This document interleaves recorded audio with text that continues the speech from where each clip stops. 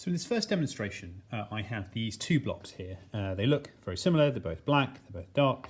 And what we're going to do is we're going to see one of the differences between what we call conductors and insulators in transferring energy.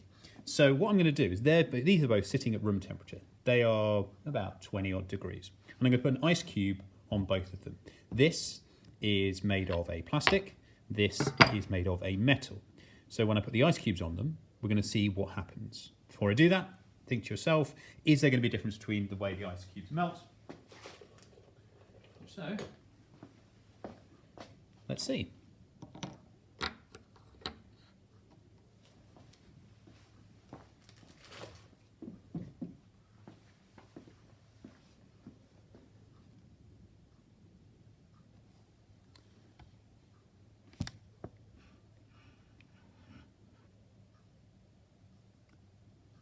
Now hopefully what you can start to see on the right, which is the one sitting on the metal, we can start to see the liquid, the ice cube is melting, because if I start to move it, it's sliding around.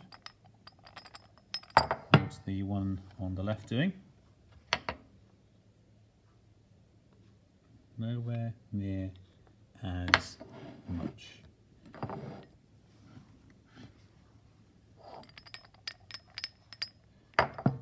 So this ice cube, placed on a metal surface, is melting much more quickly than if placed on a plastic.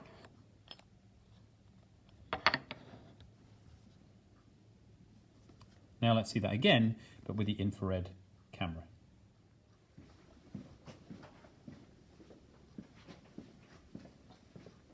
Okay, so let's think about what it is that we saw and what it can tell us about a phenomena that we have whenever you hold a metal and a wooden object, okay, together. So we have ice that's sitting on top of our two blocks. One is made of metal, one is made of plastic. The ice melts. Why does the ice melt? Well, it's because energy has got to go into that ice. Some of it will come from the surrounding atmosphere, but it's in contact with this. So this thing is hot, as is this. They are both at 20 degrees at room temperature. So these things are hot. They're at 20 degrees. Ice sitting at around about 0 degrees. Okay.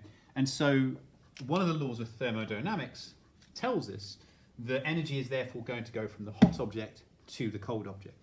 So we're going to get a movement of energy from the metal into the ice cube, and from the plastic into the ice cube. But what we notice is that it happens quicker in this scenario. And that is because metal is a good conductor of thermal energy. Okay, so thermal energy, it's much quicker to make this movement than it is to make this one. Okay, and that's actually why we define sort of various things as being either conductors or insulators. Okay, things that are insulators, this process happens. It happens slower than it does for conductors. Now this is why if you hold a wooden object and you hold a metal object in each hand, you will feel, your brain will probably try and trick you and will tell you that this is somehow colder because it feels colder, whereas this feels kind of just normal. So your brain might say, oh, metals are cold. This is a thing that we use that term, we use the term cold and say it's a cold object.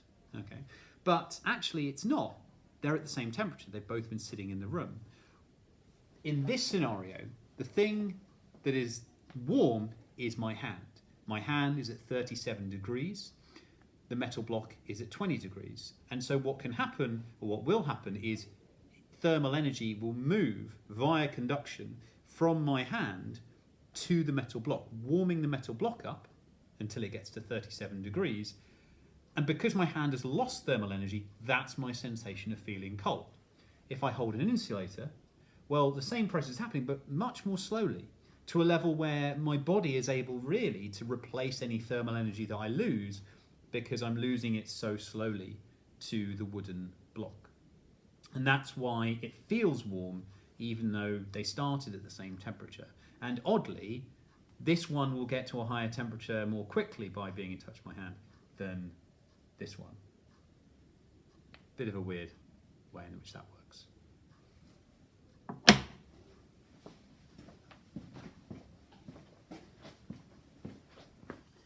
Okay, so this is a very exciting demonstration about the difference between conductors and insulators.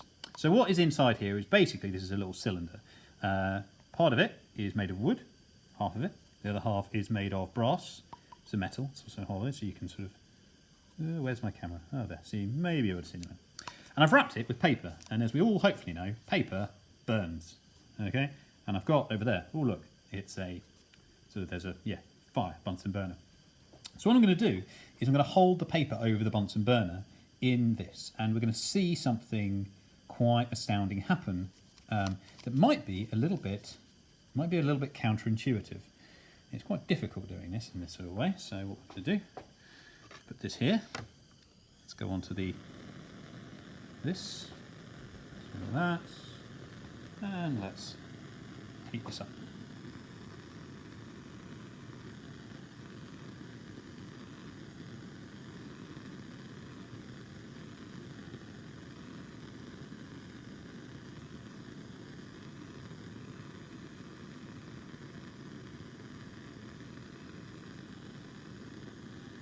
Oh, there we go.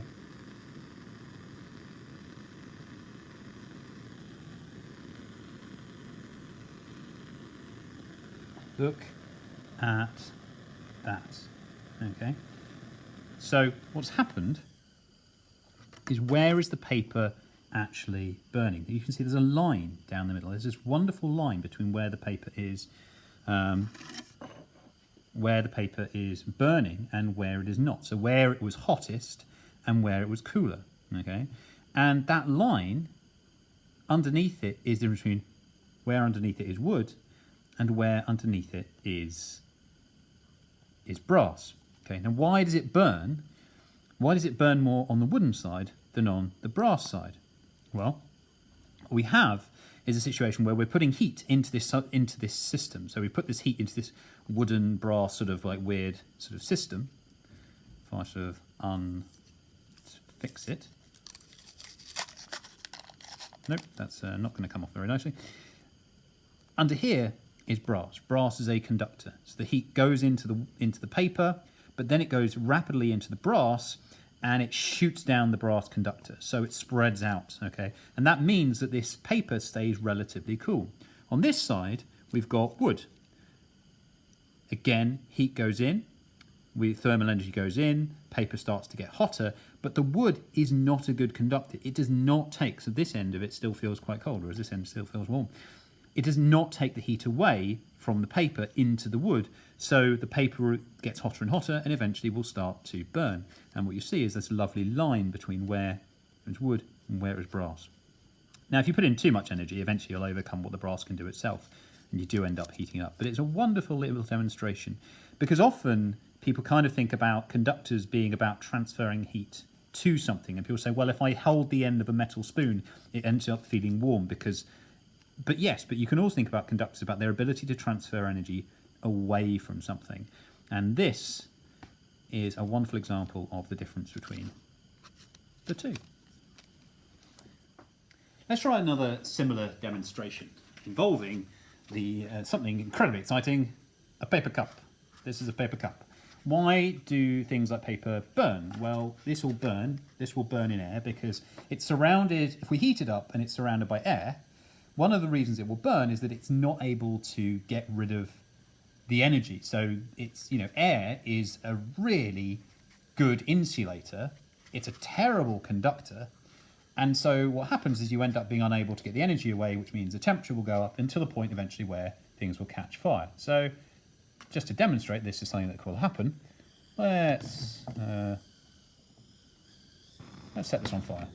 So what we can do is warm it up. It'll start to glow a little bit. Now, it actually takes a time to sort of catch fire, partly because the flame beneath it is taking up so much of the oxygen. But I think at this sort of point, if I take it away, there we go. catches fire. Ooh, fire. Okay, so that's all very exciting, and we've got this thing, so because of the way it works. Now, something we're just going to do, we take this away, put it over here, I don't want that anymore. Right. I'm going to take a paper cup, again, this time, I have put some water in it. So, same sort of cup, but there's just some water in it this time. And we'll see what happens. So let's try and heat it up.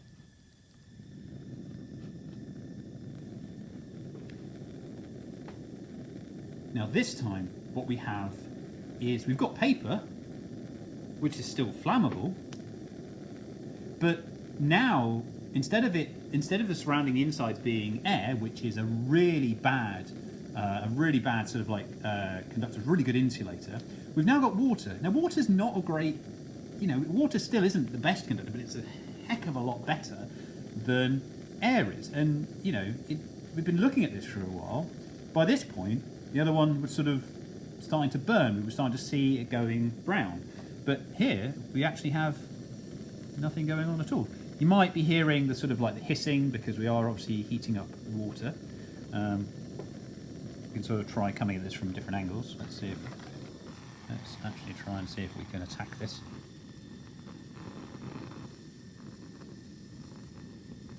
So I'm attacking this thing with something that's several 100 degrees, and I can't make it burn. And I can't make it burn because there's water on the inside. We can make the top is starting to brown because we've got this, oh hello, that's exciting. Made a hole, maybe. But this is the difference. This is how different materials can be better. If they're better at conducting, water is a better conductor way of heat than air.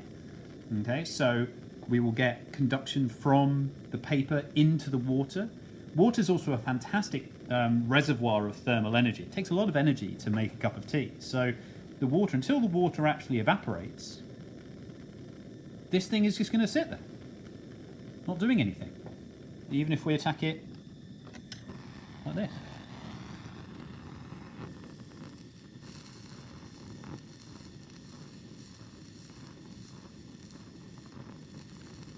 I mean, this is weird. Oh, you can see it boiling on the inside. Now, the holes are only being formed at the point where we are above the water level, so you can kind of get a sense of how much water we may have evaporated from here. But what we're not getting is any evaporation. We're not getting fire. We're not getting the paper burning as we were quite used to seeing last time. So that is one of the weird things. As long as there's water in this, we can't set fire to it. There we go. Now, not all conductors conduct equally. Okay, so it isn't just as simple as saying metals good, wood bad, air terrible. As a conductor, even different metals are better or worse at conducting thermal energy in the same way that they're better or worse at conducting electricity. So what we've got, and this is a kind of a classic demonstration, that's just hitting it some way, this is a demonstration, it's called the spider. And what we've got is we have different materials, so I've got brass, iron, aluminium, steel and copper. And what we've got is some metal balls. I see one there. They're sort of stuck in with Vaseline. It's not the greatest. Let's try to focus in on that. They're stuck in with Vaseline, and what we can do is we can heat the centre, and conduction will mean that that energy will travel through each one, and the wax, because it's got a very low melting point, will melt, and the balls will drop.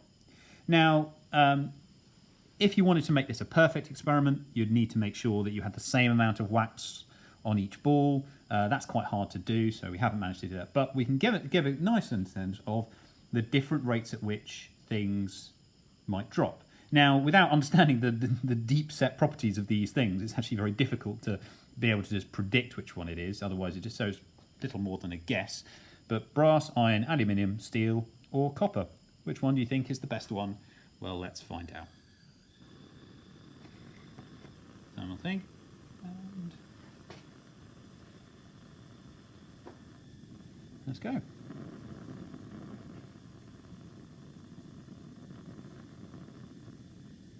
Isn't this an exciting experiment? I can't even twist it much because then you'd be able to...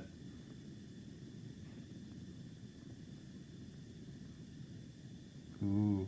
It also starts to smell bad because melting wax is not the most exciting smell in the... is not the most pleasant smell. There we go. Copper. So that was copper, brass, and then that one in the middle. I don't know which one that is. We've still got two that are still going. The fact that copper went fairly quickly, this is one of the reasons copper is so useful. It's used in lots of places because it's a wonderful conductor of thermal energy. It's also a wonderful conductor of electricity for pretty much exactly the same reasons. So it's used, copper is used in various heat sinks inside technological things, but it's also used, and so, gosh, that one there is still going. Still going. Got two that still haven't gone. So there's quite a marked difference in the quality of things as conductors, even though they're all metal. Right, yes. 4 have gone. Waiting for one more. You suck, last one.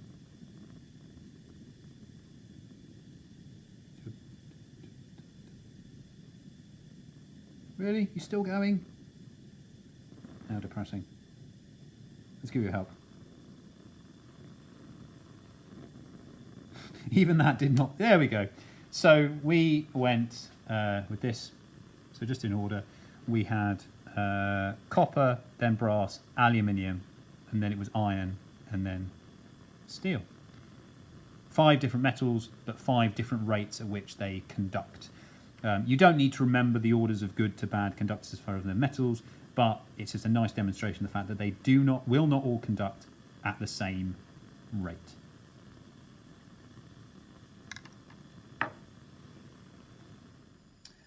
Now, to start with an explanation of convection, we actually are going to start with some solids, okay, and to observe a property that happens as things get hotter or colder. Okay, so I have a ball and a hoop. Very exciting because the hoop fits over the ball and I can do this. Okay, that's wonderful. But what will happen? And the fitting is snug, but easy to get through. So what's going to happen though? I'm going to put this in a Bunsen burner flame, and I'm going to put this into this ice box, and we're going to see what happens after a while when we have those two things going on. So let me bring in the Bunsen flame. Let's turn it up to exceptionally hot. Let's take this, put it into the ice box. So that's now sitting in some ice, and let's heat it up. Now what's going to happen is the same thing that happens when you hold a thermometer. Okay, thermometers work because when you hold them, energy from your hand will go into the liquid, and the liquid is going to expand, and which is what drives it up the tube. With this, we're going to hopefully see the same thing is happening, and the reason I've done it twice is that this is being heated up, so it's going to expand, get a little bit bigger, whereas the hoop that it was going through has gone into an ice box, so it's going to get colder and is therefore going to shrink. And the idea is going to be, hopefully, and I don't know how long I have to wait for this to work, is to see that when we try and put them back over, they now no longer fit one through the other. So let's see what we get. See if this works at this point. If not, I'll just have to keep going.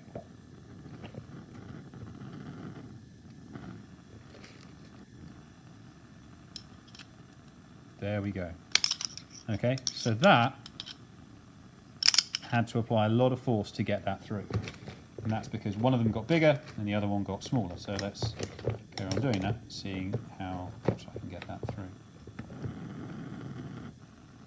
Oh, I tell you what I can do, is if that goes through, so yeah, so that no longer goes through, it does, and there we go.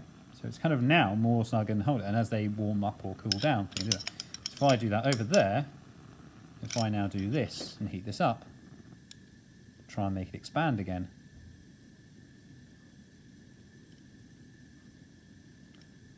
what will happen?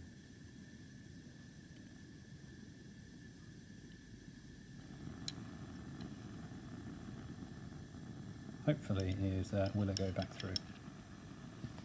No. And there we go. So this is getting bigger, so it no longer fits through until it cools down, gets back to the same size as it was, and we'll go back through. And that property of things getting that property of things getting bigger when they get heated or colder when they get cooled down, that is going to change the density of this object. There's still the same amount of stuff here, still the same mass, but now in a bigger or a smaller volume. And if you change the density of something, well, you're going to change whether it floats or sinks. Because one of the properties you hopefully might remember from year 9 is that when things are less dense, they will, in a fluid, they will float on top of things that are more dense. And just as a quick addendum, one of the things that doesn't do this, people often get confused because they think of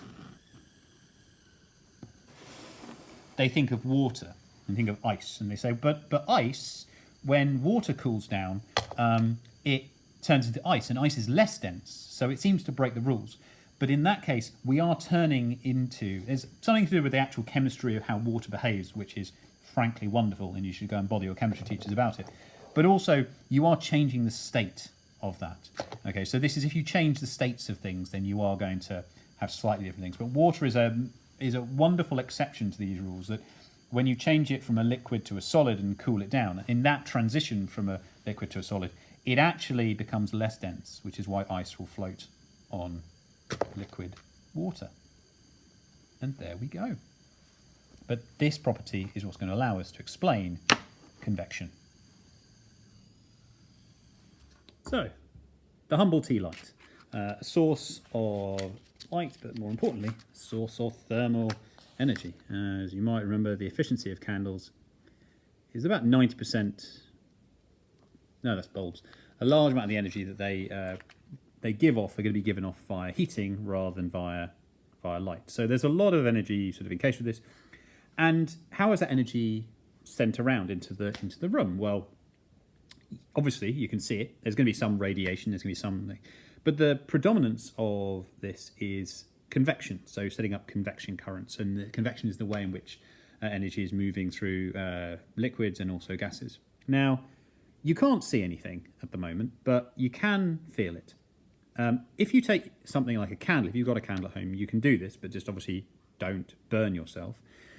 If you take your hand above a candle, what you'll feel is that about here, you can start feeling a huge amount of warmth, okay, coming up. So there's a large amount. So your hand gets quite warm because it's being heated by the candle. If you hold it above, you can get maybe to about sort of there before it becomes quite uncomfortable to hold. However, if you come from the side, I can actually get really close without feeling almost any, and from that position I can barely feel anything at all. And this is because the energy that this is giving out, it's being transferred away via a convection current, which is going to go up rather than going out to the sides. So if you hold your hand there, didn't really notice anything. So how does this can be used? How can we sort of visualize that? Well, first is we can use it in simple little toys like this. So what we can do is we can turn this sort of chemical energy via thermal energy. We can actually turn it into kinetic energy, because what we can do is we can light this candle that's here. What that will do is it's going to warm up the air around it. The air sort of like, the particles spread out, they become less dense, so they're going to go up, and what they're going to do is pass through this fan, and we can use this kind of nice little simple way of turning this chemical energy and actually getting some kinetic energy out of it. And if we use a chimney over the top, we can sort of have that going a little bit, hopefully a little bit faster, because we can sort of design things to drive this convection current. It's hard to balance. So this thing has holes in, so what will happen is that colder air is going to come in underneath, go in the gaps underneath and come up, be warmed and then go up the chimney. And so we can get these kind of little, just little decorative toys that are driven by the convection current that is being generated by the candle. Now that's lovely, but it's still invisible, so it's still something that we can't see. So let's try and see if we can see a convection current in action. Tweak this a little bit. So this is a smoke chimney. And what we're going to do is I'm going to put this under one of these chimneys. And do this here. Now, what I have is I've got a candle there. That's my source of the convection current, which is going to drive air up through here. Okay, and I can feel it because it's coming out the top. Now, what this means is that something's got to come in to replace it. Okay, nature abhors a vacuum. Things. So what will happen is that colder air, more dense air, is actually going to go down here and go around and get warmed, and we're going to see a current. Now, we obviously can't see anything with this, but what we can do is use a smoke match. So I can generate some smoke, and we can see the convection current as it arises. So there's that. Use a match to generate this. It's all very exciting.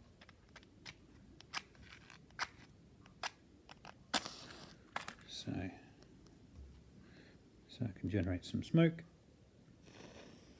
and hold it above here, and what we'll see, you can see that smoke, large amounts going down, going around, getting warmed up by the candle, and then we'll start coming out the other bit. And that's being driven by the colder air which is going into this chamber to replace it. Now, if I try to do something similar on the other side, if I try and hold the smoke over here, well, we'll probably find, hopefully from there, is that it won't go down because that's where the air is rising up. So, got to be careful because I've only got 3 smoke matches.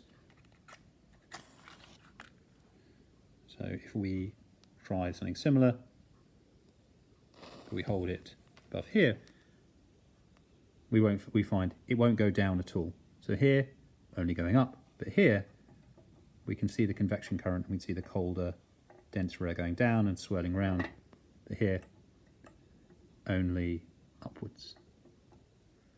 And there we go, that's a visible convection current in the air. And you might even be able to see some bits of smoke that are coming out the top of the chimney. So close to it, it's hard to actually make out. But that is convection current. So what you need is in air, you need some form of the source of the thermal energy. So what that's doing is warming up the air around it. So that air goes up here, being replaced by colder air coming down the other chimney to create that sort of circular sort of airflow. And this is something actually you can use in a mine. So if you want to have a flow of fresh air into something that's underground, this is one of the things you do. You build a sort of an escape chimney funnel and have a source of heat. So that's going to drive air out. And what will happen is that fresher air is going to come in and around it. Obviously, you wouldn't sort of put smoke there. That'd be weird. But you can sort of generate something which is going to bring fresher air into your sort of underground area. And that is seeing a convection current in air.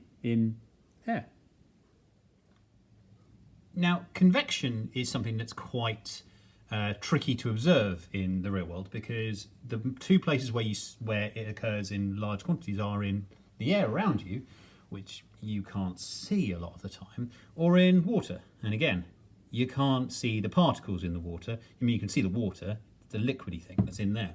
So what we're going to do is we're going to introduce something that we can see, and the thing we're going to introduce is potassium permanganate. I'm going to add a few crystals in that, and it will slowly dissolve in the water. Now, what I'm going to do is once I've got the crystal in there, I'm going to set up a convection current because I'm going to try and get the crystal to be basically over this near edge of the glass, and I'm going to introduce a source of heat directly under it. I'm going to introduce some higher temperature, so I'm going to make the water that's right there slightly warmer by using a match. So not a huge amount, but it's going to be warmer surrounding fluid, and that's going to set up a convection current, which will carry the potassium permanganate with it. So this is the right place.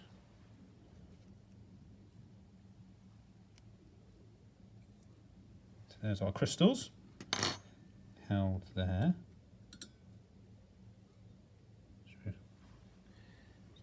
So right, let's drive a convection current.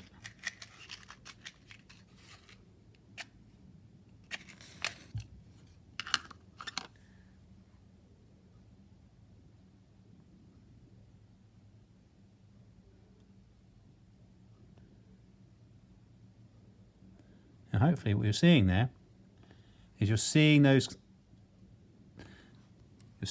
convection current being driven, and that's quite dramatic. So we warmed up the fluid that was just above where the match was. The particles there spread out, became less dense, and because they're less dense, they go up. And what happens is they reach then the top and they start spreading out that way and that way. And eventually what will happen is that they will cool down and they will sink. But let's give it another boost. It's very satisfying when this works.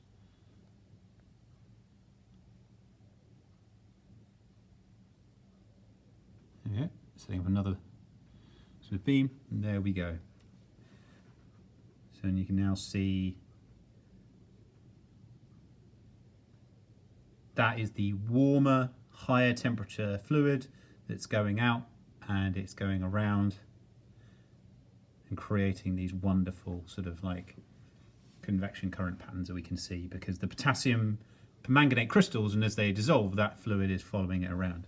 Now what will eventually happen, and maybe we can start to see a little bit of it just there, is as it goes around, eventually these things, this water, this fluid will cool, and when it cools, it will become more dense, and eventually what will happen is it will sink back round, and this drives that whole cycle is what we call the convection current itself. So add a bit more heat. Try not to get the soot level on it. So there we go, another boost is coming out. Lovely and swirling. And in many scenarios, what will happen over time is that as you warm up this stuff here, it will go up and you create a cycle. And if there was something like a heating element or a radiator that's in it's in a room, then every time the gas or the liquid does a full cycle and it gets back here, it takes a long time. Eventually, the problem with this is that eventually you just make the whole liquid purple. Every time the particles loop round, they gain a little bit more energy each time, and that's what spreads that thermal energy throughout the water. Yeah, and I think we can maybe start to see some of these bits which have lost their energy, they've been more dense and they're starting to fall back down. Give it one more boost. See if we can start.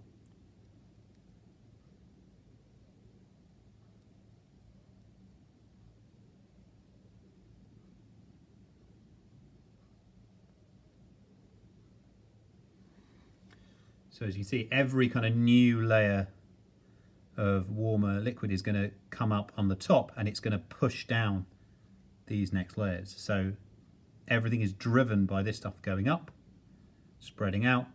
The colder stuff is sinking back down, and eventually if you carried this on for long enough, this stuff would sink back down and go back around.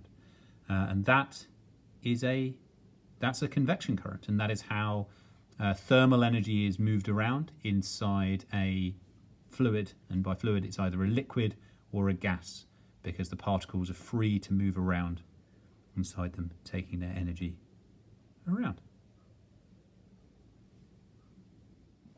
So this is one of my favourite kind of demonstrations of setting up a convection current, and the difference between cold things and hot things when they're in a fluid. Okay, so what I've got here is I've got some water that's held at room temperature, and in here I've got some blue food colouring. We put it in ice water, so at the moment this is quite cold, and I've also got some red food colouring that I've immersed in this pot of boiling water. And what I'm going to do is I'm going to take them both, put them underneath the water, and just let them mix and see what happens to the two things. Okay, so I'm going to zoom in a little bit for the next video so we can see them in action. So let's take them out. Blue one first. The lid off. That's the blue one, which is cold and dense, and the red one, which is a lot hotter. Right. Okay. So come over them both. And that's cold for my hands. Let's see what they do.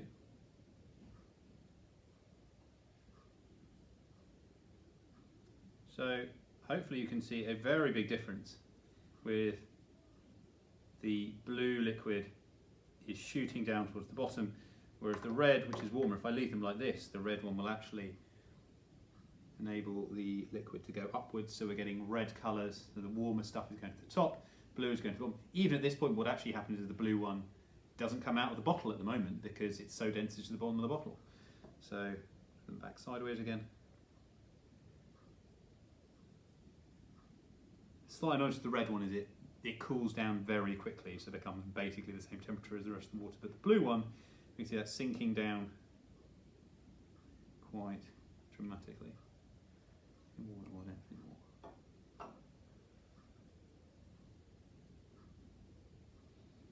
And there we go.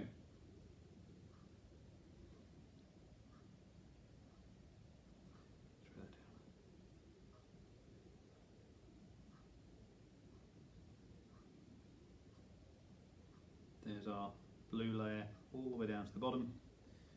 Let's see if this is up enough.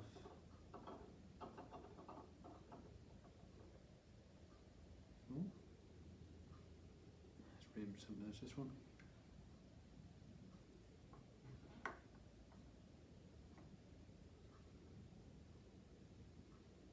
There's the red, which is a lot warmer. It's just sort of coming out. Oh, that's a bit better. And generally going up towards the top.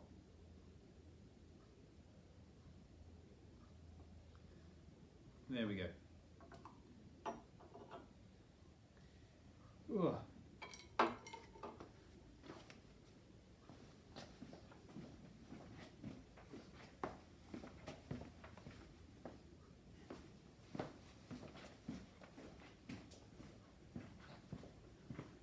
And that is quite lovely, where we've got a layer of colder, denser fluid. Then we've got the red, which is sort of swirling around, making a nice convection current. Given its red food dye, so it's food colouring, it as its simple thing is also more dense than normal water. So it does, eventually as it cools down, will sink. So we get these sort of weird little layers. And hopefully, I think we might even be able to we even see the kind of like the swirling pattern, and as the red dye is going off towards the side. I've just re-immersed the red food colouring in some hot water and re-submerged it, and what we can see there is having a bit warmer while it still retains heat. We can see the convection current coming out from it and going upwards and forming a layer at the top. Whilst at the bottom, still that cold blue layer, and that slightly more denser red layer. So as long as this, until this cools down entirely, we'll end up with it going upwards like this.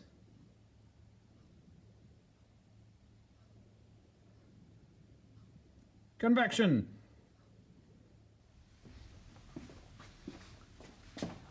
So invariably, I look a little bit ridiculous under this camera. So I'm using a thermal imaging camera.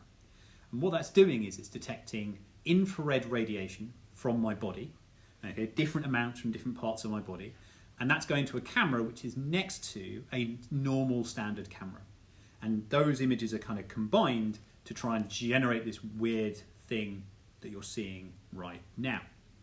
And what it does, it assigns a colour to things. So the more radiation that I'm giving off, the redder it appears. So my face will appear one colour, whereas as will my arms and my hands, whereas sort of my jumper and stuff will appear sort of not to be giving off so much radiation, certainly more than the background. Now, all objects emit radiation, and the hotter they are, the more they emit. And so the sun, for example, very hot, emits lots of radiation.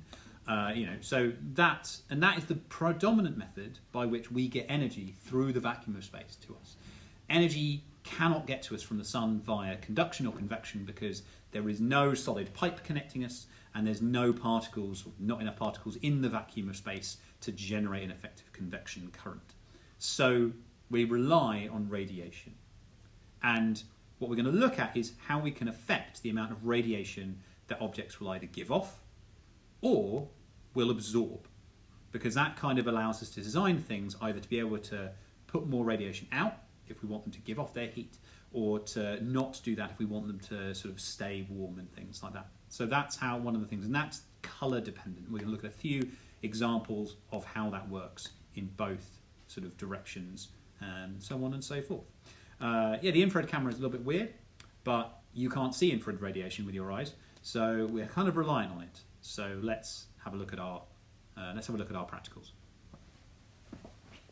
This first experiment is called Leslie's cube. Okay, it's a metal cube, hollow, and each side has a different colour. And so what they do is they go white, sort of a dull silver, a dull black colour, and then a shiny black colour. And what we're going to do is we're going to put some hot water in, so it's hot, so it will give off radiation, and we're going to look at how that colour, how much radiation we get from each side of the cube. Okay, so I've got to now switch to the infrared camera, and here we go. So I've got my hot water. Let's pour some hot water in. See what this looks like.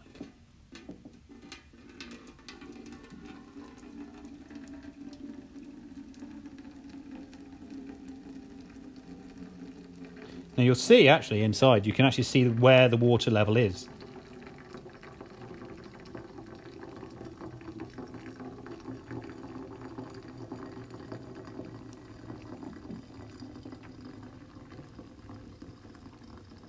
So, that was not the right thing. I spilt some.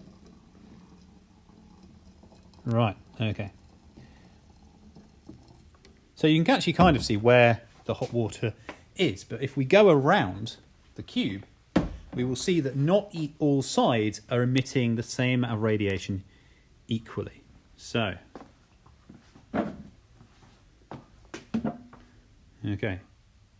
So we're clearly getting less radiation from this side, more from this side,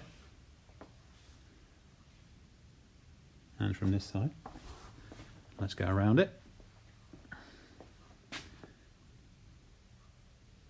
And from here.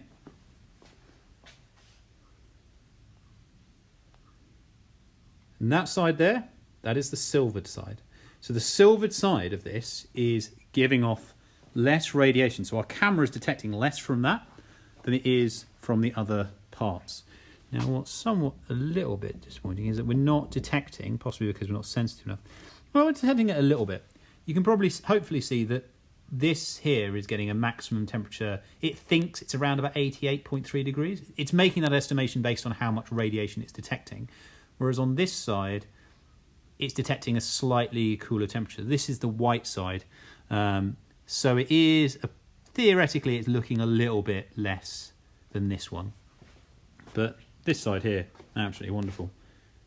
That's certainly giving off much less radiation. So our thermometer here thinks it's colder. It's not physically colder, it just thinks it is because less radiation is seeing it. And that's because shiny surfaces, silvery surfaces, give off less radiation than dark surfaces. So our camera is confused a little bit. Despite the fact that the same hot water's gone into this whole thing, it's certainly feeling that there's less energy there than there was on the other sides. One of the other interesting things we can see, and I'll just do this very, very quickly, is we can see where the Leslie cube was. If we move it slightly, let's move it all the way up here, we'll actually be able to see an imprint of where it was sat. So some energy was leaking out of it via conduction into the table, and we can see the print of where it was. So if you've got a good enough infrared camera, you can actually track where things have gone. Isn't that cool? Here we've got a very similar experiment. This is the Leslie's radiation plate. So what we've got under here is an electric heater connected up to a 12-volt supply. So we're going to heat this thing up, and these are going to warm up. They're going to emit radiation. And so what we're going to do is switch to the infrared camera to get a sense of the different amounts of radiation coming from all of them. But just to be very clear as to what we're getting from each one, we have a shiny silvery surface, we have a slightly dulled silvery surface, and we have a black surface. And we're going to see as they warm up which one starts emitting radiation first and the most. Okay, so I have just turned the heater on, and we're going to see this thing. And what you can quite clearly see very rapidly is this one here is heating up a lot more. So that's the dark one. It's dumping out a large amount of radiation, which our camera is detecting. So it currently thinks it is very hot. So it currently thinks it is, yeah, so it sort of thinks it's like 27, 28 degrees. And then we have the next one is the sort of the dulled silver surface. So the silver surface which has kind of scratches in. And then finally catching up is that silver surface at the top. So we have this quite marked difference in which colours emit radiation more effectively. Dark colours emit them really effectively, then, whereas silver colours, light colours will emit them less effectively. And the shinier they are, the better they are at emitting, the poorer they are at emitting radiation. So if you want to dump a load of radiation, thermal radiation out there, cool down, you want something to be dull and you want it to be dark coloured. And that is Leslie's thermal radiation plate.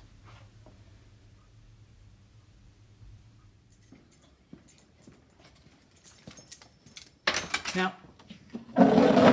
all objects emit radiation. And as you've seen, different colours of object emit radiation, different amounts. But equally as true is when colours absorb radiation. Now, the thing you probably think about almost automatically is what it feels like if you go out on a hot sunny day with a different coloured t-shirt on. If you wear something light, it tends to be cooler. If you wear something dark, it tends to be a lot hotter. This is actually even visible if you have different hair colour. So I'm got blonde hair colour. My hair stays a lot cooler than my brother, who's got dark hair, and in the summer, his hair gets really quite hot to feel. And we can sort of see this in action. So what I've got here is an infrared heater. So it's going to give off infrared radiation. And I've got these two discs. This one here, which is shiny and light, and then this one here, which is dark. Now, it's difficult because we can't really just do this with a infrared, we can't just do this with an infrared camera because of the way it works. What we have instead, let's turn this on, is on the back of these discs is a little thermometer. So a little color graded thermometer which will tell us the temperature that that disc has reached by being in view of this radiation source, this infrared radiation source. So what we're going to do is going to have that running, place these reasonably close, and we're going to see what happens to the thermometer readings on the back.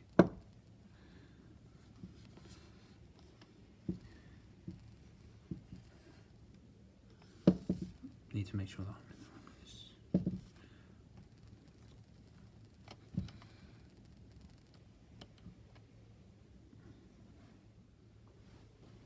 So here's our experiment, here's it going, and what we've got here, to move these as close as we can to the radiant source, so they're the same distance away. We'll see what happens to colours. So very rapidly, the one on the left, as you see, this is the dark one, and this is the shiny one, and as these colours light up, that's going to tell us the temperature. So we can see already that this has reached the 40, whereas this has only just started colouring in the 30. 45 with the black one, maybe getting to 35. So we can see that the darker disc is getting a lot hotter much more quickly, and that's purely as a result of its colour. Okay, it's a dark colour, it's absorbing that energy, it's got to 65, it's even going to very quickly. It's going to tell us to stop very quickly because the word stop is probably going to light up. And there we go, you can see the word stop is lighting up, so I'm going to pull that away, take it off. I got to 65 degrees, so there it is, the dark one. And we can see this shiny one still warming up, so it's only just hit 45 degrees. So within that very short expanse of time, we saw a very dramatic difference between the radiation absorbed by something which is shiny against the radiation absorbed by something which is dark. And that, when we want to design things to absorb energy or to not absorb energy, that's why we have to be careful about the colours that we are choosing. Shiny, white, light things will reflect a lot of that energy back, whereas darker things will absorb that energy and will gain temperature more quickly.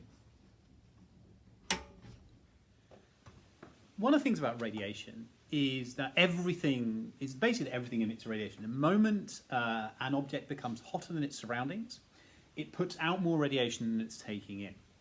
And this can have consequences for devices that we build and why we build them and how we design them. So what I've got here is I've got two kettles. I've got a white kettle and I've got a black kettle. And the question that is which one, if they are the same power output, they came from the same place, they've both got a power of, you see, that's got a power of somewhere about 2,000 watts. So they're 2,000 watt kettles. They've got the same amount of water in them. The only difference between them is white, black. So the question is, which one is going to boil quickest if we turn them on at the same time? Is it going to be the white one, is it going to be the black one, or is it going to be the same? So let's try that and let's see what occurs. Right. This is exciting. I mean, you know, who isn't excited by physics, you know? Feel free, share this kind of video. This is what my physics teacher does. It goes into work. Boils not one, but two kettles. My goodness. So you can hear, you might be able to hear, you can hear some of the energy that's being lost via sound. Because what's going on there is we're trying to get thermal energy into the water. And how exciting. I'm running out of things to say now. It's a kettle. Although it is weird. Some people don't have kettles anymore. They've just got the water heaters. I mean, you know, I feel old. I feel very old when I do this. Maybe I should have put less water in. It would have boiled quicker. But never mind. We started, so we'll finish. So as soon as we get to, let's have the excitement. Let's get in. See this. Very exciting. Time.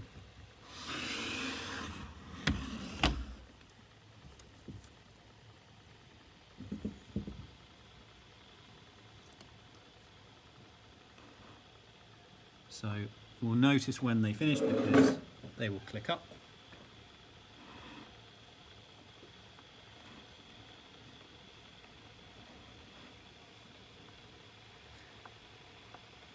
Okay, now I'm starting to see some steam coming out of them both. And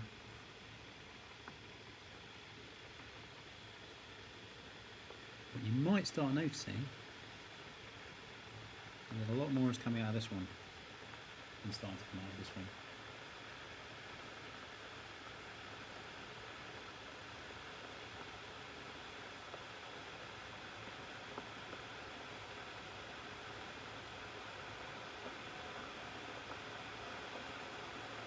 I mean, I've never been this excited by a kettle boiling before. And the surprising thing is I can't make tea using them because they are covered in gunk on the inside. So, never mind.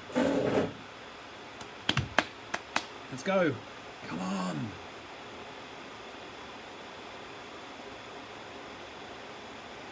So yeah, you can probably see the steam that's coming out the top of both of them.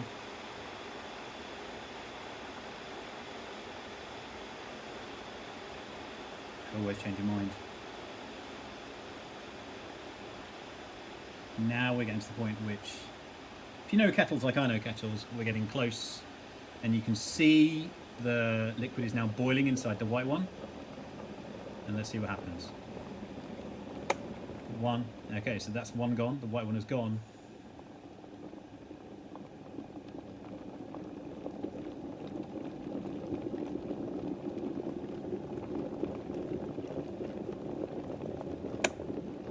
That is quite significant difference on two kind of half-filled kettles, or just over half-filled kettles. That was a difference of around about, yeah, it seemed to me, I can go back and look at it, but 15, 20 seconds. So 20 seconds extra to boil this one, purely because of the colour of the kettle. That's 20 seconds extra of electricity that you're using, which is 20 seconds extra of 2,000 watts, so 2,000 joules every second. So that's 40,000 sort of extra joules that have been used simply because you wanted a black kettle. Now, why does that occur? Well, it's because of the difference at which colours radiate their energy away. So when this is a situation where the hot thing is on the inside of the kettle, the kettles are filled with hot water. So they're going to radiate their energy out. The black kettle is really good at doing that.